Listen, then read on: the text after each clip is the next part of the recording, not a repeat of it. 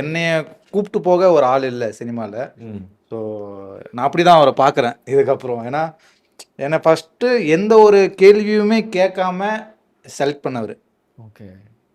ஒரு பெரிய படம் பண்ணுறோன்னா எவ்வளோ கேள்வி வரும், எவ்வளோ ஆடிஷன் வரும் உங்களுக்கு நல்லாவே தெரியும். ஏன்னா ஒரு கேள்வி கூட நீ இதை பண்ணுவியான்னு தான் கேட்கல. ஓகே. நீ இதை பண்ணணும் போ, அவ்வளோதான். எனக்கு நீ இவனா வேணும் போ, அவ்வளோதான்.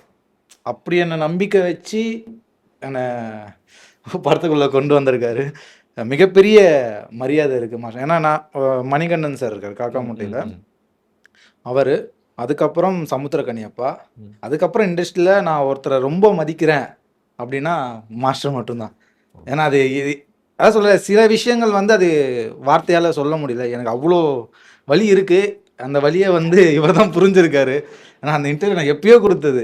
ஓகே. ஓகேங்களா, கிட்டத்தட்ட ஒரு 1 வருஷம், ஒரு 2 வருஷம் இருக்கும், 2 வருஷம் இருக்கும்.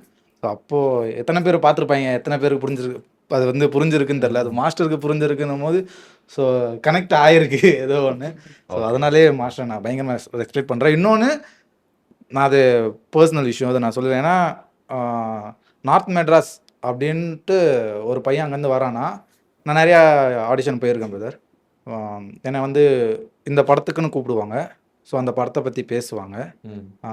அடுத்து எங்கே இருந்து வரீங்கன்னு கேட்பாங்க. நான் இந்தமாரி காசிமேட்லேருந்து வரேன்னு சொன்னோன்னே அவங்களோட டாபிக் அடுத்து என்னவா இருக்கும்னா, அங்கே மீன் எப்படி இருக்கும், மீன் எல்லாம் என்ன ரேட்டு கிடைக்கும், இப்படி போய்டும். ஸோ அவங்க கூப்பிட்ட வேலையை மறந்துடுவாங்க. ஓகேங்களா. ஸோ அந்த கேள்வி இப்போ இருக்குமே மாஸ்டர் எனக்கு கேட்கல. நிறைய பேர் அது கேட்டு என்னை ஒரு மாதிரி ஹர்ட் பண்ணாங்க. அவன் கேட்கும் போது தெரிஞ்சிடும் என்னை கூப்பிட மாட்டாங்க அப்படின்ட்டு.